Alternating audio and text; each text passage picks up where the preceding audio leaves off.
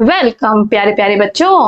आज हम पढ़ने वाले हैं अपनी रीजनिंग की सेकेंड क्लास, जो कि है एनालॉजी यानी सादृश्यता।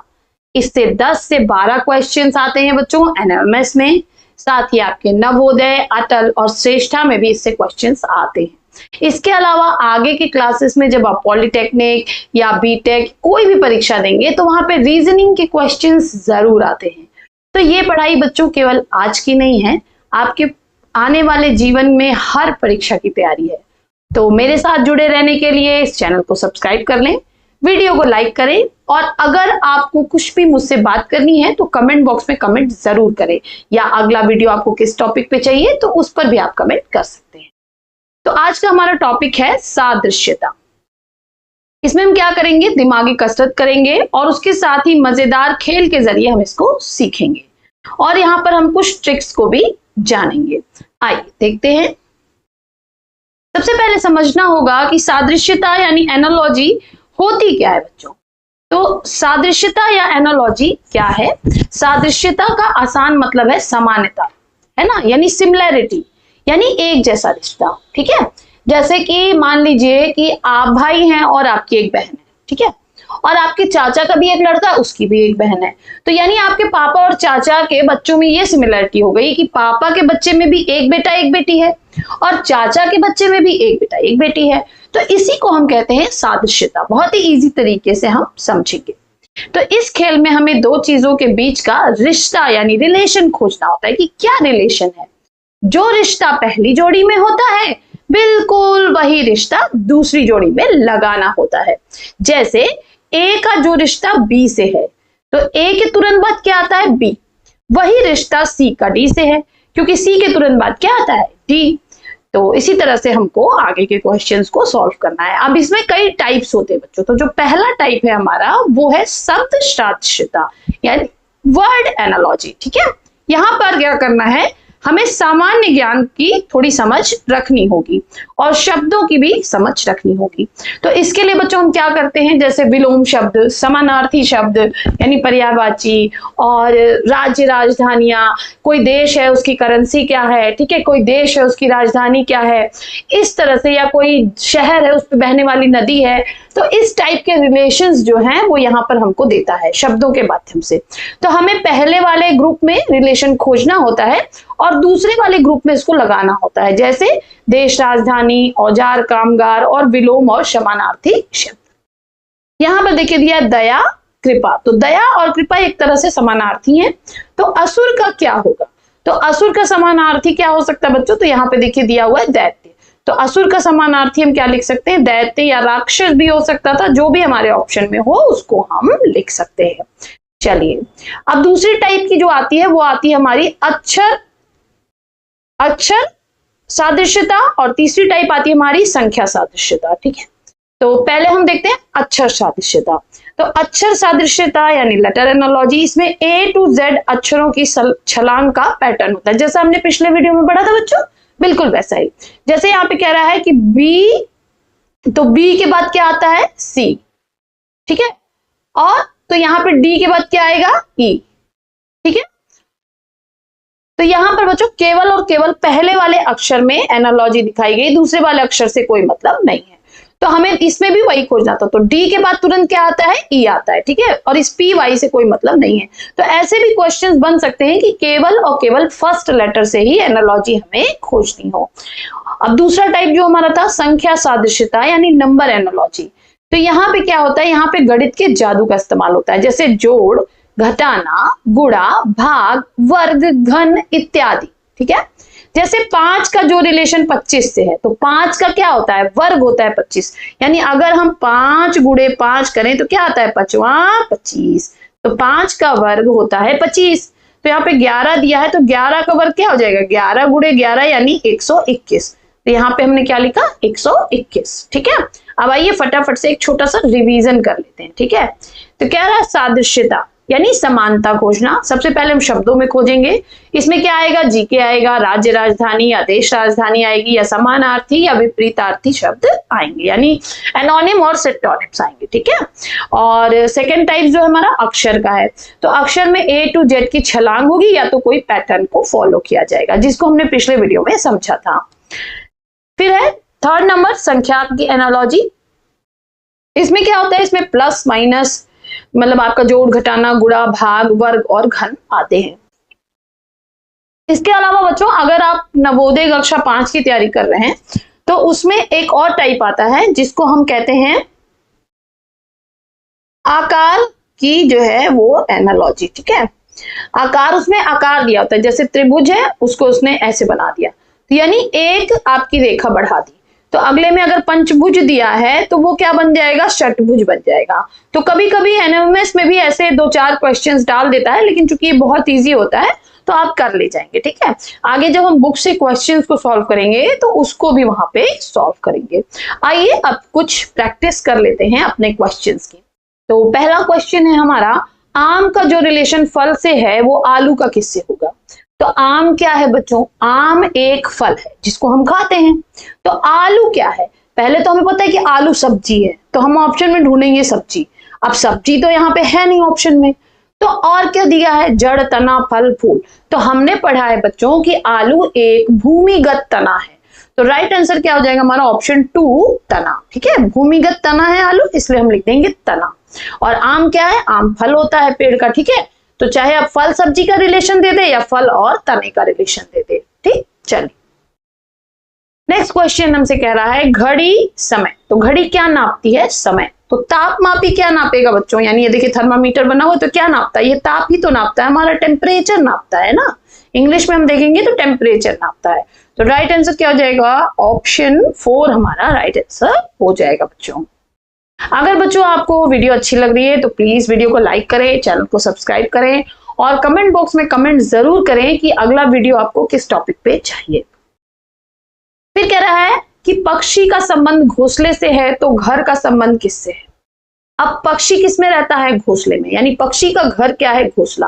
तो घर में कौन रहता है बच्चों, तो घर में एक परिवार रहता है। ठीक है, हमारे घर में कौन रहता है, एक परिवार रहता है। ठीक है, तो देखिए बच्चों पहले हम ढूंढेंगे कि इन्होंने फिल्म को ADGH कैसे बनाया। तो ध्यान देंगे बच्चों। ठीक है, F से A पे जाने के लिए तो पहले हमने जो अपनी ट्रिक सीखी है उसको लिख लेते हैं, A से पूरा Z तक लिख लेते हैं। अब हमें F से A पे जाना, तो देखिए F से A पे चलते हैं, 1 कदम, 2 कदम, 3 कदम, 4 कदम, 5 कदम, यानी हम -5 गए बच्चों। कितना गए, -5 कदम हम यहाँ पे गए हैं बच्चों। अब I से D पे देखते हैं, देखिए 1 कदम, 2 कदम, 3 कदम, 4 कदम, 5 कदम, अगेन हम -5 पे गए हैं। L से G पे चलते हैं, कलर चेंज कर लेती हूँ, देखिए 1 कदम, 2 कदम, 3 कदम, 4 कदम, 5 कदम, यानी फिर हम -5 पे गए हैं बच्चों। ठीक है, फिर देखिए इसी तरह से एक और कलर चेंज करते हैं और M से H पे चलते हैं, देखिए 1 कदम, 2 कदम, 3 कदम, 4 कदम, 5 कदम, यानी हमें -5 की सीरीज को फॉलो करना है। तो अब इस तरह से हमको किसको बनाना है बच्चों, मिल्क को। तो M के लिए देखिए हम कहाँ जाएंगे, तो M के लिए ऑलरेडी हम 5 कदम पीछे H यहाँ गए हैं, तो हम इसको यहीं से ले लेंगे बच्चों। यही आपको थोड़ा सा शॉर्टकट फॉलो करना है बच्चों। ठीक है, तो आप देखेंगे कि हमने यहीं से ले लिया H। I के लिए 5 कदम पीछे क्या है, D, यहीं से ले लीजिए। L के लिए 5 कदम G दिया हुआ है, हमें केवल K से ढूंढना है, तो चलिए K से ढूंढ लेते हैं। K से 5 कदम पीछे चलेंगे, 1 कदम, 2 कदम, 3 कदम, 4 कदम, 5 कदम, तो किस पे पहुंचे बच्चों, F पे पहुंचे। ठीक है, तो 3 तो हमें यहीं से मिल गया। तो यही एग्जाम में आपको दिमाग लगाना है कि आप कैसे कम से कम समय में क्वेश्चन को सॉल्व करेंगे, क्योंकि सॉल्व तो सभी बच्चे करेंगे, तो जो कम समय में सॉल्व करेगा वो आगे बढ़ेगा बच्चों।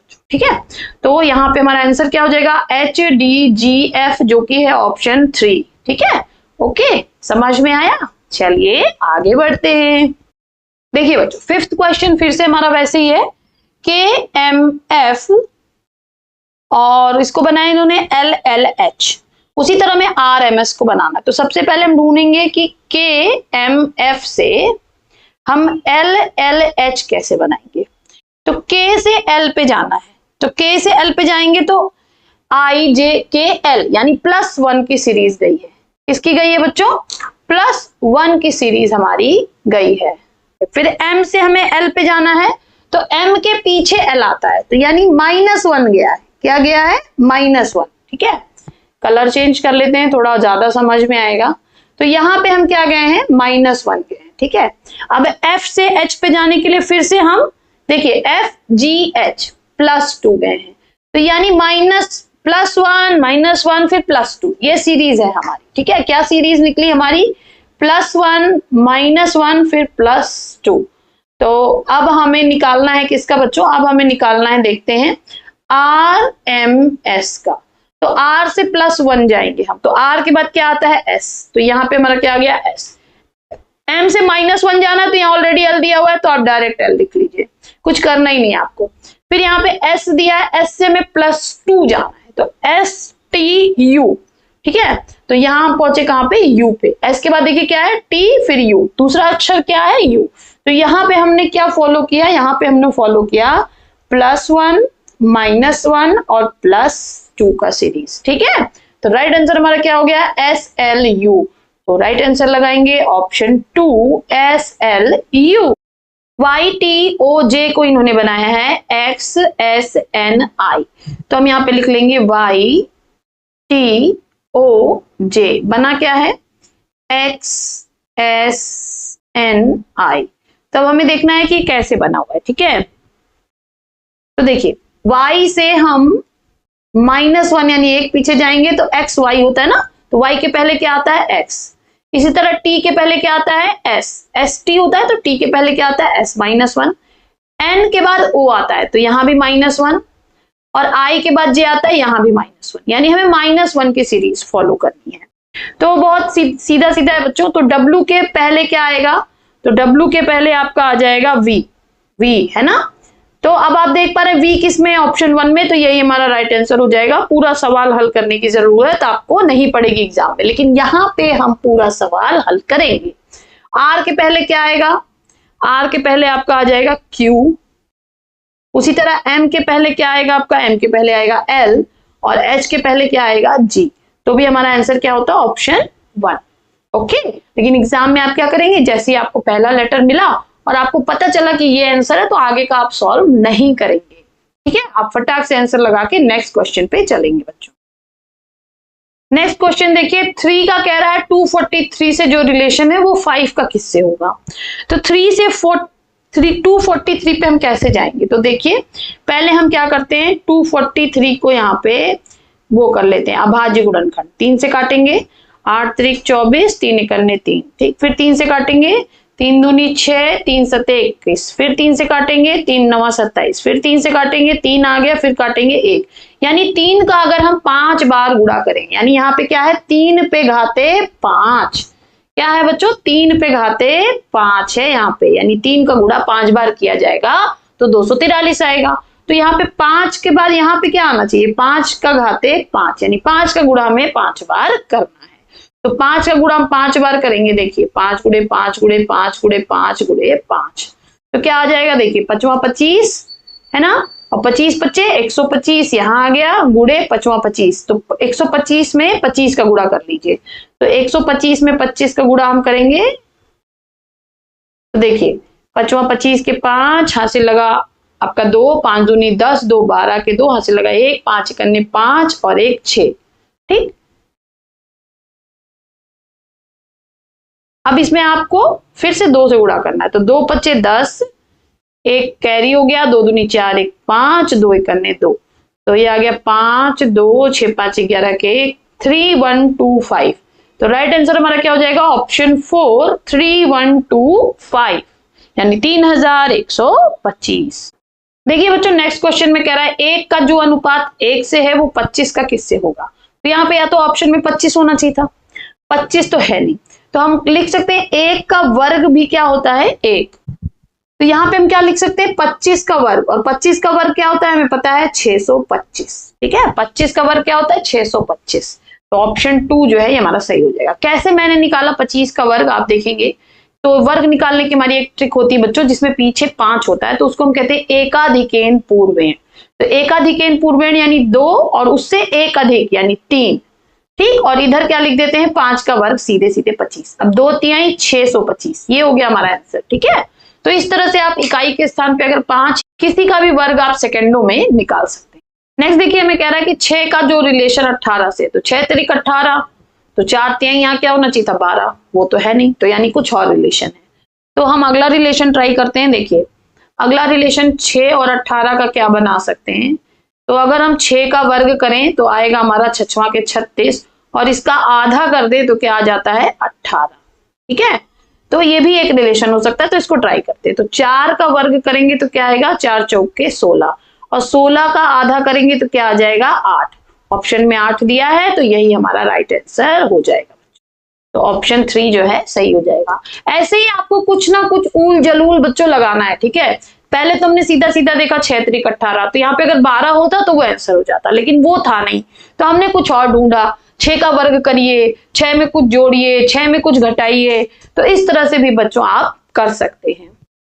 अब बच्चों कह रहा 8 का जो रिलेशन 27 से है, तो 8 और 27 हमें कहाँ दिखते हैं, घन में दिखते हैं। अगर आपने 1 से 20 तक के घन याद कर लिए हैं तो ये सवाल आपके लिए चुटकियों में हो जाएगा, लेकिन अगर आपने नहीं याद किए हैं तो आप परेशान होने वाले हैं। तो सबसे पहले आप 1 से 20 तक के घन और 1 से 20 तक के वर्ग को याद कर लें।